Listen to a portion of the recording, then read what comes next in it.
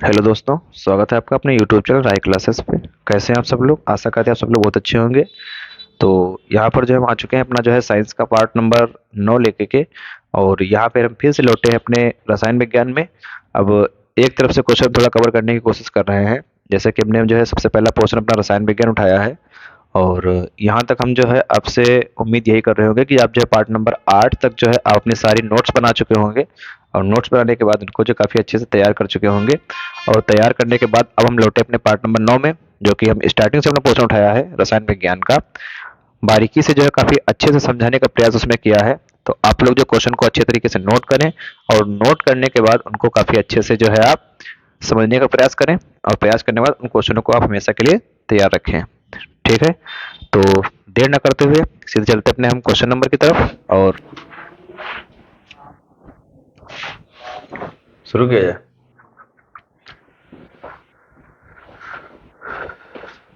चलो चलो, बाद में क्वेश्चन नंबर 2 देखो तुम्हारा। क्वेश्चन नंबर 2, क्वेश्चन नंबर 2 तुमसे कह रहे हैं कि लेड नाइट्रेट का रासायनिक सूत्र बताओ। ठीक, लेड नाइट्रेट पीबी NO3 का होल ट्वाइस, ये तुम्हारा लेड नाइट्रेट का रासायनिक सूत्र हो जी है। और यहाँ पे भी ध्यान रखो कि पीबी तुम्हारा का है, लेड है, और NO3 तुम्हारा का है, ये नाइट्रेट है, का है नाइट्रेट। ठीक, यहाँ पर तुमसे थोड़ा सा क्वेश्चन अगर और आगे बढ़ेंगे, तुमसे क्या पूछिए कि भैया हमका लेड की जो है संयोजकता बता दो, और हमका नाइट्रेट की संयोजकता बता दो। तो लेड की संयोजकता हुई है इनके पास, और नाइट्रेट की हुई है इनके पास। ठीक, तो लेड की कितनी हुई है? 2। और नाइट्रेट की कितनी हुई है इनके पास? कितनी हुई? 1। तुमसे ये थोड़ा सा आगे बढ़ा के पूछ सकते हैं कि लेड नाइट्रेट की संयोजकता बताओ। ठीक है, तो तुम्हारा यहाँ पे सही आंसर कौन सा है? PbNO3 का होल ट्वाइस। ऑप्शन नंबर 2 तुम्हारा सही है। ठीक, आगे चलो। आगे देखो, तुम्हारा क्वेश्चन नंबर 3 है भैया। 3 3 तुम्हारा क्वेश्चन है। 3 नंबर तुम्हारा जो क्वेश्चन है वो कह रहे हैं कि श्याम श्वेत फोटोग्राफी में प्रयुक्त होती है। श्याम श्वेत फोटोग्राफी में, ठीक, AgCl है, PbNO3 का होल ट्वाइस है, FeSO4 है, और कैल्शियम कार्बोनेट है। ठीक, तो इसका जो सही आंसर तुम्हारा कौन सा हो जी है? AgCl। ठीक, AgCl, AgCl। ठीक, और ये तुम्हारा जो है सिल्वर का मुख्य अयस्क भी है। AgCl जो है सिल्वर का मुख्य अयस्क भी है। इनका नाम का है, इनका नाम है हार्न सिल्वर। पीछे लिख के आया, यही तो पढ़े रहो। हाँ, AgCl। ठीक, श्याम श्वेत फोटोग्राफी प्रयुक्त कौन होता है? AgCl प्रयुक्त। तो तुम्हारा सही आंसर ये हो जी भी है। और AgCl की अगर तुम बात करो तो सिल्वर सिल्वर जो है, AgCl तुम्हारा जो है सिल्वर का मुख्य अयस्क है। ठीक, वहां पे इनका नाम का हुई हार्न सिल्वर।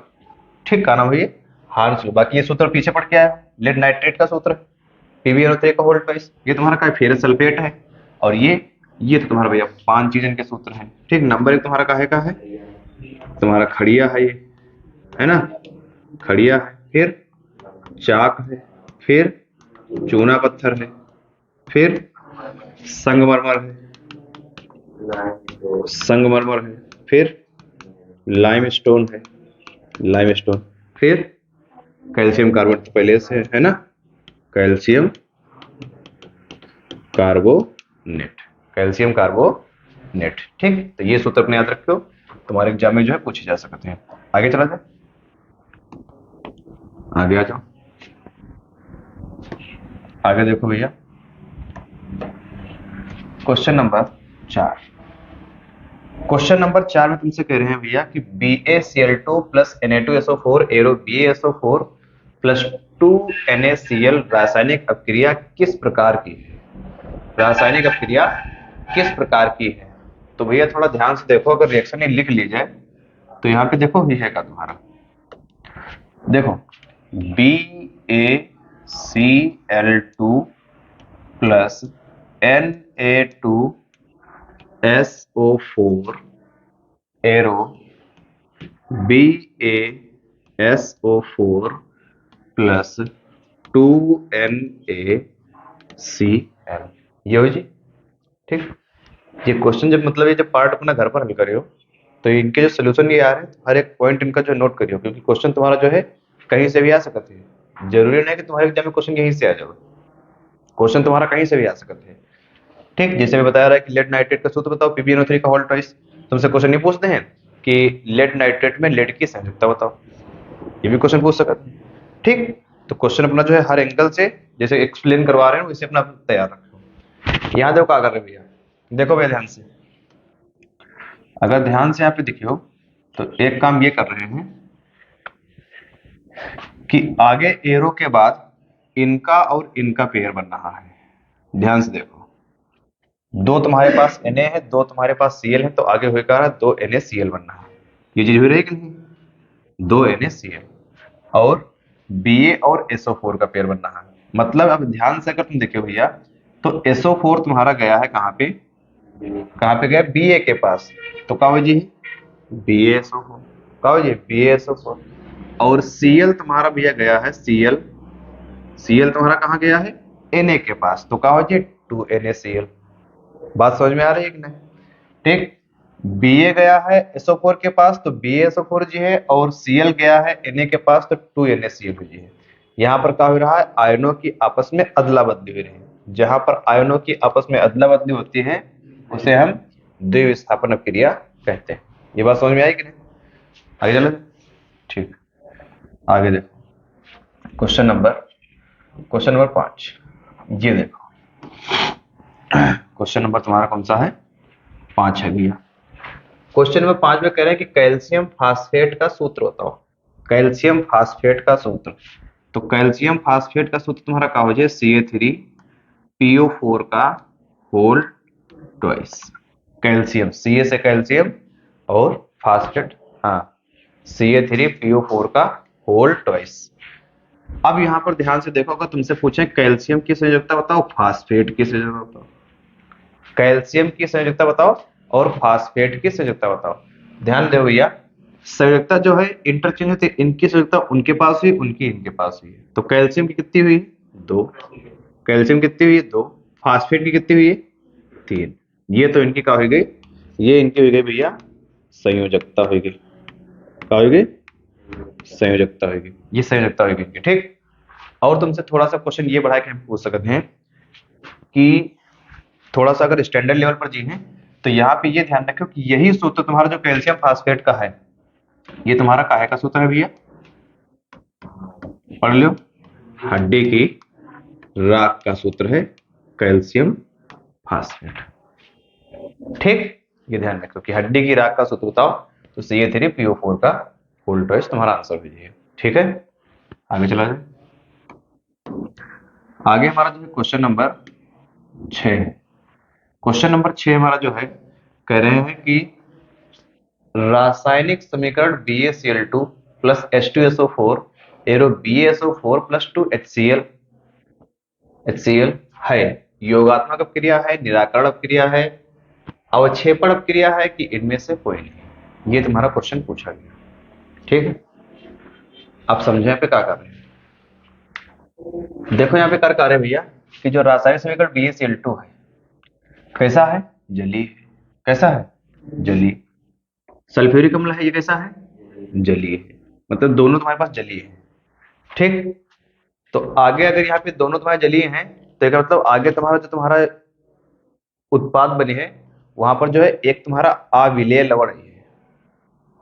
ठीक, अविलेय लवण। तो यहाँ पे अगर तुम्हारा अविलेय लवण है, बेरियम सल्फेट है ठोस में, हाइड्रोक्लोरिक अम्ल है जल में। ठीक,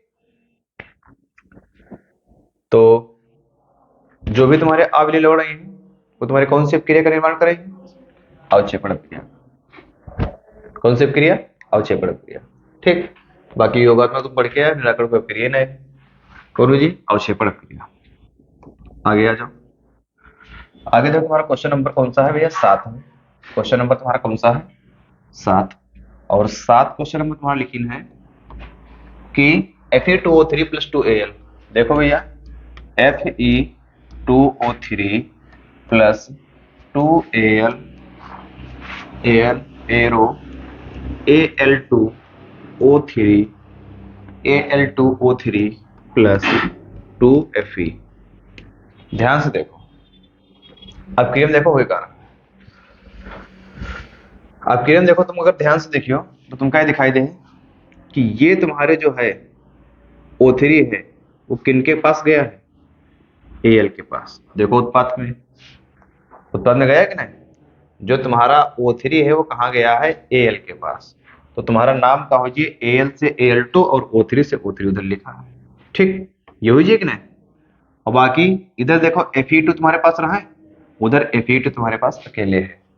तो केवल एक चीज इधर से उधर तुम्हारी जा रही है भैया, केवल एक चीज। तो जहां पर केवल एक चीज इधर से उधर जी है तो वहां पर अपक्रिया कौन सी हुई, विस्थापन अपक्रिया। कौन सी हुई है, विस्थापन। अगर नाम की बात करी हो इनके तो नाम की बात कर लो तुरंत, ठीक। यहाँ पर तुम्हारा मुख्य उत्पाद जो बनी है ये तुम्हारा आयरन का ऑक्साइड है, फेरस मतलब आयरन, आयरन का ऑक्साइड है। यहाँ पे ये एल्यूमिनियम है, ये तुम्हारा इंपॉर्टेंट नाम है भैया एल्यूमीना, एल्यूमीना, ठीक, एल्यूमीना। और ये तुम पीछे पढ़ के आया रहो कौन सी चीज, कहाँ पढ़ के आ रहा हो पीछे, एल्यूमिनियम का अयस्क। तो यहाँ पे तुम्हारा ये है एल्यूमीना, और सूत्र इनका क्या हो जाए Al2O3, Al2O3। ध्यान रखो भैया, आगे आ जाओ। आगे क्वेश्चन नंबर हमारा हो जाए भैया 8। क्वेश्चन नंबर 8, ये तो सबका पता है कि जिन अभिक्रियाओं में आयनों के विनिमय से नए यौगिक बनते हैं उन्हें कहा जाता है प्रतिस्थापन अपक्रिया, उभय अपघटन अपक्रिया, वियोजन अपक्रिया, योगात्मक अपक्रिया। ठीक, आयनों के विनिमय से, आयनों के विनिमय से मतलब इधर का आयन उधर जाए, उधर का आयन इधर आवे, तो कहो जी उभय अपघटन अपक्रिया। कौन हो जी है, उभय अपघटन अपक्रिया, आयनों के विनिमय से। कौन हो जी है, उभय अपघटन अपक्रिया। आगे आ जाओ भैया, आगे हमारा क्वेश्चन नंबर तुम्हारा कौन सा है, 9। क्वेश्चन नंबर 9, क्वेश्चन नंबर 9 में कह रहे हैं, क्वेश्चन नंबर 9 में कह रहे हैं भैया कि निम्नलिखित में से कौन सी एक दहन अपक्रिया है। तुमका ये बताना है कि कौन सी अपक्रिया दहन अपक्रिया है, ठीक।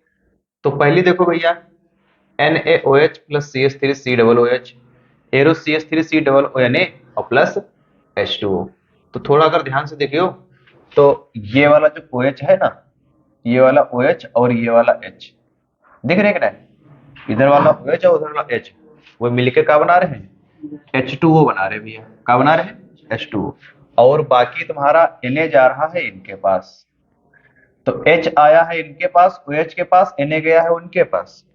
तो यहाँ पर क्या हो रहा है, आयनों की अदला बदली हो रही है। तो जहाँ पे आयनों की अदला बदली हुई वहां पर क्या हो जाए, द्विविस्थापन अपक्रिया हो जाए। कौन सी हो जाए, द्विविस्थापन, ठीक। तो ये अपक्रिया तुम्हारी कौन सी अपक्रिया, द्विविस्थापन अपक्रिया है।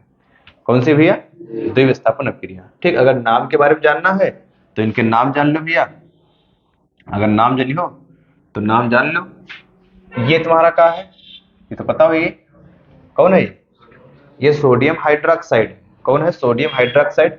और ये तुम्हारा का एक सूत्र है, कास्टिक सोडा का सूत्र है। काहे का है, कास्टिक सोडा। और ये तुम्हारे का एक सूत्र है, दाहक सोडा का सूत्र है। का एक सोडा का सूत्र है, दाहक सोडा। तुम्हारे 3 सूत्र एक साथ आ जाए, सोडियम हाइड्रोक्साइड, कास्टिक सोडा और दाहक सोडा, ठीक। ये तो क्लियर होगा। ये तुम्हारा काहे का सूत्र है, ये तुम्हारे एसिटिक अम्ल का सूत्र है। काहे का सूत्र है, एसिटिक अम्ल, ठीक। इनसे तुम्हारा क्वेश्चन क्या बने है कि सिरके में पाए जाने वाले अम्ल का नाम बताओ। तो कौन सा नाम हो जी, एसिटिक अम्ल, ठीक। यहाँ देखो भैया क्या हो जी, अब एक चीज ध्यान रखो केमिस्ट्री में कि तुमका जहां पर कहीं पर भी तुमका CH3COO मिल जाओ, CH3COO मिल जाओ तो एक तुम एसीटेट बताओ। क्या बताइयो, एसीटेट, मतलब तुम्हारा समझ लो एसीटेट है। क्या है, एसीटेट। और Na तो जानते हो क्या होती है, सोडियम। तो नाम क्या हो जी इनका, सोडियम एसीटेट। और ये तुम्हारा क्या है, जल। तो नाम क्लियर हो गए। तो पहली अपक्रिया हमारी कौन सी है, उभय द्विविस्थापन अपक्रिया है, ठीक। कौन सी क्रिया है, द्विविस्थापन अपक्रिया। आगे देखो दूसरी क्रिया कौन सी है, देखो यहाँ पे मेथेन है, ये CH4 है। CH4 मतलब मेथेन, मेथेन मतलब गोबर गैस, गोबर गैस मतलब मार्स गैस, मार्स गैस मतलब बायोगैस। इस सबका सूत्र है, मेथेन है, गोबर गैस है, मार्स गैस है, बायोगैस है। और अपक्रिया किससे करा रहे हो, क्लोरीन से। किससे करा रहे हो, क्लोरीन से। यहाँ पे हाइड्रोजन कितने हैं, 4 है, एक हाइड्रोजन कम करो, कितने बची? देखो CH3 लिखा कि नहीं? अब एक हाइड्रोजन जो कम किए वहां पर तुम्हारा Cl आया है, मतलब एक Cl इनके पास आया है एक हाइड्रोजन कम होने पर। जो एक हाइड्रोजन कम हुआ है वो इनके संग इनके पास आया है, तो आगे का बन जाए HCl। तो यहाँ पर भी तुम्हारी आयनों की क्या भी रही? अदला बदली फिर क्या भी रही? आयनों की अदला बदली। तो यहाँ पर कौन सी क्रिया है? द्विविस्थापन क्रिया है। कौन सी क्रिया है? द्विविस्थापन। ठीक, तो अभी तुम्हारे क्वेश्चन का आंसर नहीं आया है। तुम्हारे क्वेश्चन तुमसे दहन अपक्रिया पूछ रहे हैं। ठीक, तुम्हारे क्वेश्चन तुमसे दहन अपक्रिया पूछ रहे हैं, तो दूसरी अपक्रिया में तुम्हारी कौन सी अपक्रिया है? द्विविस्थापन अपक्रिया है। ठीक, तीसरे में आ जाओ। ये देखो तुमका दहन अपक्रिया तुम्हारी नोट्स में करवाई कि नहीं? Methane plus oxygen arrow carbon dioxide plus जल। जो बताया रहा कि CH4 plus O2 arrow CO2 plus 2H2 12 code बताया रहा, 12 कोड बताया रहा। ठीक, methane plus oxygen arrow carbon dioxide plus जल, ये तुम्हारी कौन सी अपक्रिया है? दहन। दहन अपक्रिया मतलब ऑक्सीजन से अपक्रिया कर रहे हो, यहाँ पर ऑक्सीजन से अपक्रिया तुम्हारी हुई रही है। ठीक, तो तुम्हारा कार्बन डाइऑक्साइड और जल बनना है। ठीक, अगर तुमसे बाई चांस ये पूछा जाए कि रीजन क्या है कि यहाँ पर कार्बन डाइऑक्साइड और जल का है बनना है, क्योंकि यहाँ पर हम क्या लिया है? एक हाइड्रोकार्बन लिया है। हाइड्रोकार्बन, हाइड्रोकार्बन क्या होते हैं? वे जो हाइड्रोजन और कार्बन की सहायता से मिल करके बने होते हैं हाइड्रोकार्बन कहलाते हैं। तो CH4 तुम्हारा क्या है? देखो कार्बन और हाइड्रोजन से मिलकर बना है, तो तुम्हारा क्या? हाइड्रोकार्बन है। और अपक्रिया की किससे करा रहे हो? O2 से करा रहे हो। तुम्हारा कार्बन जी है CO2 मतलब कार्बन डाइऑक्साइड, और तुम्हारा कार्बन जी है जल बनती है। ठीक, इनसे क्वेश्चन क्या बने हुए? नॉर्मल सा क्वेश्चन। क्वेश्चन क्या बने कि रोटी के फूलने पर कौन सी गैस पाई जाती है? कौन सी गैस? कार्बन डाइऑक्साइड बनती है। ठीक, आग बुझाने वाले यंत्रों में, अग्निशामक यंत्रों में कौन सी गैस पाई जाती है? Carbon dioxide. ठीक, और अगर ये क्वेश्चन होगा है तो ये क्वेश्चन तुमसे पूछ चुके हैं कि चिप्स की थैली में कौन सी गैस पाई जाती है? नाइट्रोजन गैस पाई जाती है। ठीक, चिप्स की थैली में ध्यान रखो। यहाँ देखो उष्मा भी निकल रही, ठीक, उष्मा भी निकल रही। तो उष्मा निकल रही तो इसका मतलब कागजी है, ये तुम्हारी अपक्रिया कौन सी है? उष्मा छेपी। उष्मा छेपी, उष्मा निकल रही भैया, उष्मा निकल रही तो कौन सी अपक्रिया हो जी है? उष्मा छेपी अपक्रिया। ठीक, आगे देखो, आगे तो तुम्हारा सही आंसर यही हो जी है ना? सही हो जी है। ठीक, थोड़ा यहाँ भी देख लो का है। यहाँ तुमको देखना है, पहले समझो क्रिया, फिर हम रिएक्शन तुमको बता दे रहे हैं। अभी किस सामान्य रिएक्शन तुमको बता देंगे। कार्बन यहाँ पर कई हैं? 2 है ना? ठीक है। R कितने हैं? R कितने भैया? 4। ठीक, कार्बन 2 है और R कितने हैं? 4। कार्बन 2 है। ठीक, अब अगर कार्बन 2 है तो यहाँ पर अब R4 नहीं बचे, जो हाइड्रोजन है वो कितने हो गए? वो कितने हो गए? 4। अब देखो अगर इनकी तुम अपक्रिया बनाई हो तो अपक्रिया बनी है किससे? पहले तुम R समझ लो यहाँ पे है का। ठीक, R तुम्हारा जो भैया होती है वो तुम्हारा होती है एल्किल मूलक। ये IUPAC तुमको बताया रहा है। R तुम्हारा क्या हुई? एल्किल मूलक। R का हुई? एल्किल मूलक हुई है। ठीक है, R एल्किल मूलक है हमारा। और इनके अगर तुम सामान्य सूत्र की बात करियो तो क्या हो जाए? CnH2n प्लस 1 हो जाए। CnH2n plus 1। CnH2n प्लस 1 का मतलब क्या? कार्बन हमारे पास जितने हुए हैं हाइड्रोजन दोगुने से एक ज्यादा हुई है खाली, बस कार्बन जितने हुए हैं हाइड्रोजन दोगुने से एक ज्यादा हुई है। ठीक, तो ये हमारा हो जाए एल्किन। तो भैया जहां पे R है वहां पे पहले देखो कार्बन अगर हम एक रखा तो हाइड्रोजन कितने हो जाए? 2 गुणे 1 प्लस 1, तो C1H3। CH3 हुई कि नहीं? बताओ। तो जहां जहां पे R है वहां पे CH3 रखिए देखो, और CH3 का नाम क्या हो जाए? मेथिल। CH3 का नाम क्या हो जाए? मेथिल। देखो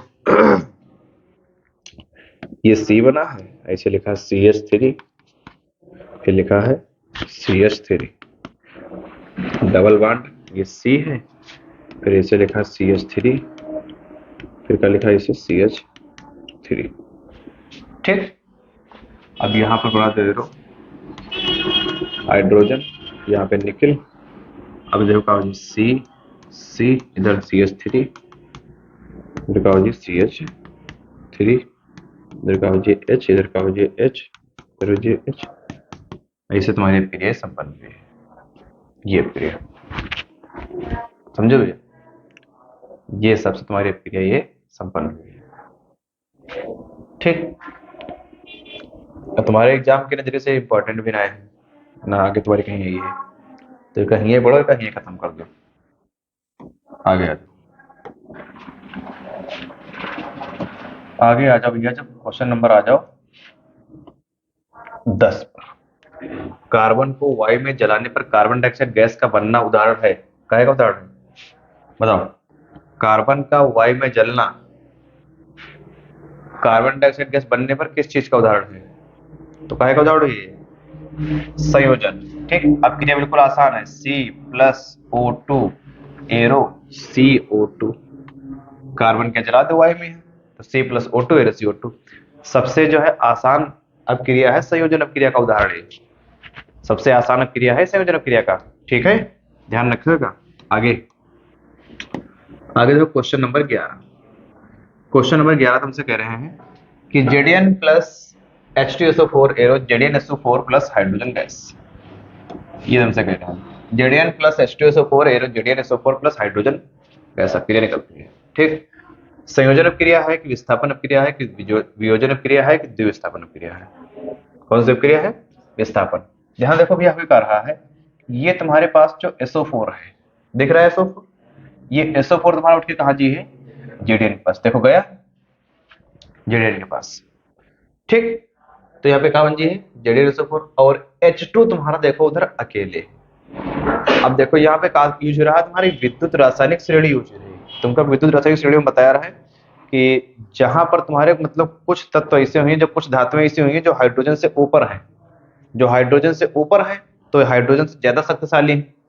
अगर हाइड्रोजन से ज्यादा शक्तिशाली है तो हाइड्रोजन के क्या करते हैं, अलग हटा दें। ठीक, तो यहाँ देखो हाइड्रोजन अलग हट रहा है, तो हाइड्रोजन अगर अलग हट रहा है तो इसका मतलब ये निकल के आ रहा है कि जो तुम्हारी जिंक है धातु, जो जिंक धातु है विद्युत रासायनिक श्रेणी में हाइड्रोजन से ऊपर है, इसलिए जो है हाइड्रोजन से अधिक सक्रिय है। अगर अधिक सक्रिय तो हाइड्रोजन को अलग हटा दें। तो ये अभिक्रिया तुम्हारी कौन सी हुई है, केवल भैया एक तरफ से विस्थापन हो रहा है, इधर की चीज खाली उधर जा रही, तो तुम्हारा क्या हो जी, विस्थापन अभिक्रिया। ठीक है, आगे चलें, 11 है ना। ठीक, अब आ जाओ 12 पर।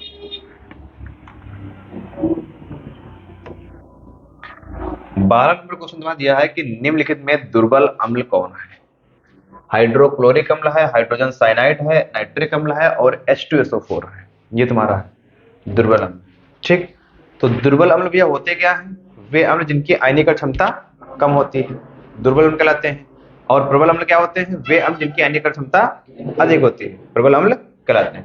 ठीक, अब ऑप्शन देखो भैया, लिखा है HCl, तो इनकी तो आयनीकरण क्षमता अधिक है ना, ये तो प्रबल में है, ये काहे में है, ये प्रबल में है। ठीक, दूसरा ऑप्शन कौन सा है, इधर दुर्बल का कॉलम बना लिए।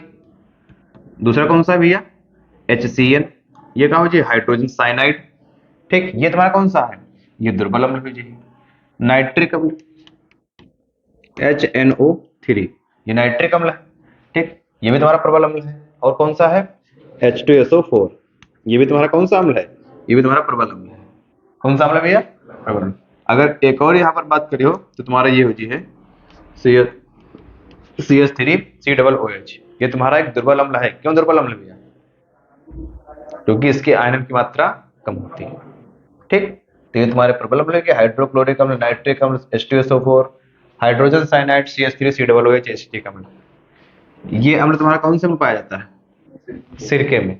ठीक, ये जो है गंधक का तेजाब कहलाता है, क्या कहलाता है, गंधक का तेजाब। ठीक, और इनका इनका अगर एकम जोड़ दो तो क्या बन जाएगी, HCl और नाइट्रिक अम्ल का एकम जोड़ दो तो क्या हो जाएगी, देखो HCl लिखा है ये तुम्हारे पास और ये लिखा है नाइट्रिक अम्ल, तो ये 3 अनुपात है, ये 1 अनुपात है, तो क्या बना देंगे, ये अम्ल राज बना दे भैया। HCl का 3 भाग, नाइट्रिक अम्ल का 1 भाग, दोनों का मिश्रण अम्लराज बनाता है। अम्लराज का काम क्या होता है, अम्लराज का काम क्या हुई है,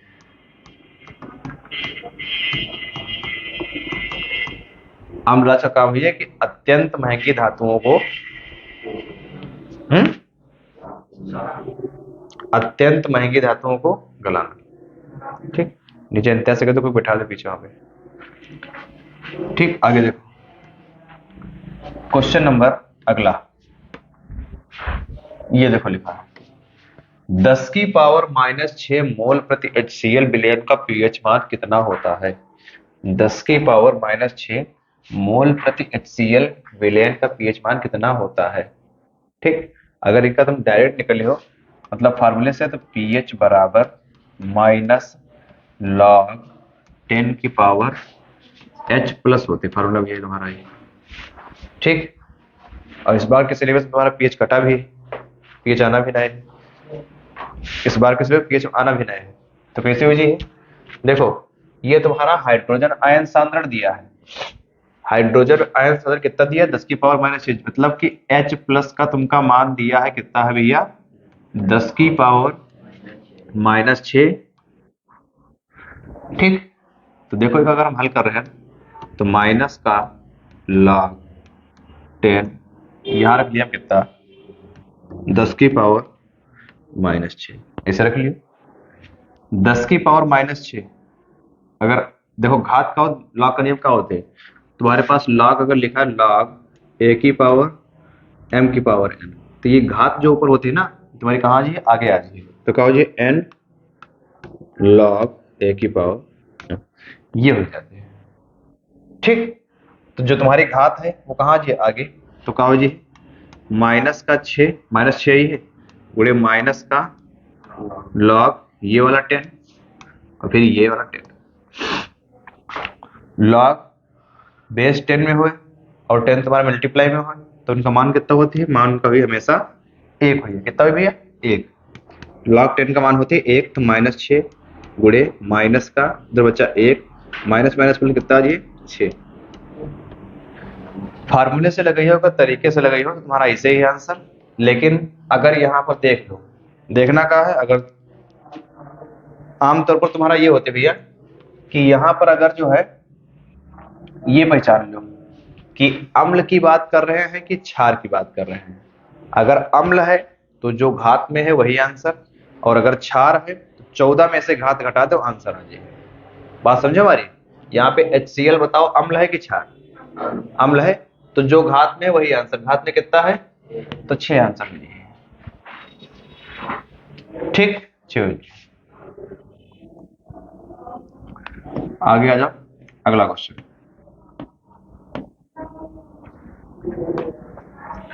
कह रहे हैं कि एक विलयन का पीएच मान 3 या 5 है, या विलयन है, कैसा है।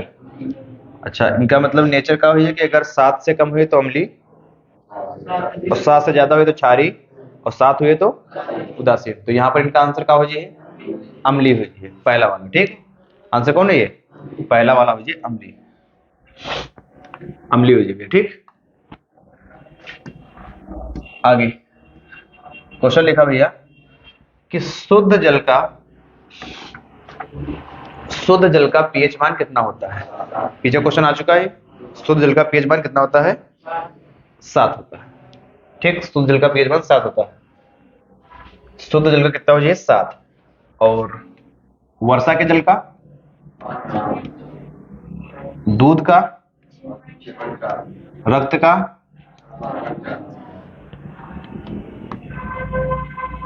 क्वेश्चन नंबर आ जाओ 5 पर।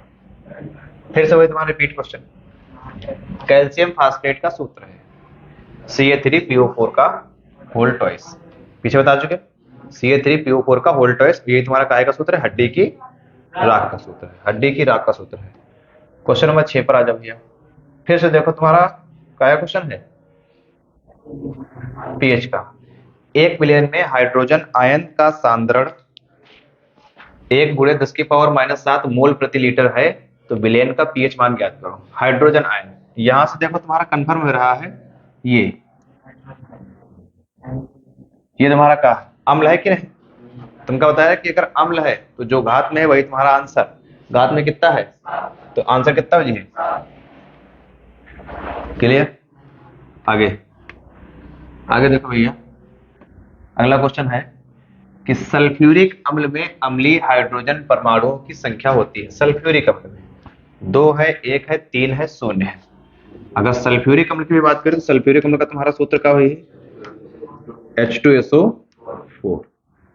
ठीक, H2SO4। तुमसे कह रहे हैं कि अम्लीय हाइड्रोजन, तो अम्लीय हाइड्रोजन यहाँ पे कितने हैं? 2। कितने हैं? 2 हैं। ठीक, HCl में कितने हैं? HCl में 1 है ये। HCl में कितने हैं? 1। और नाइट्रिक अम्ल कितने हैं? नाइट्रिक अम्ल कितने हैं? 1 है। ठीक, एस्टिक अम्ल कितने हैं? एस्टिक अम्ल 1 है। ये तुम्हारा जो है एसीटेट आयन है, उससे हमका कोई मतलब नहीं। अम्लीय हाइड्रोजन की बात करें तो 1 हुई। और जितने अम्लीय हाइड्रोजन हुए हैं, यहां ध्यान सुन लो हमारी बात है, कहेगा ठीक, जितने तुम्हारे अम्लीय हाइड्रोजन है वही तुमका क्या बताई है? वो तुमका क्षारकता बताई है। कि इनकी क्षारकता बताओ कितनी है? 1।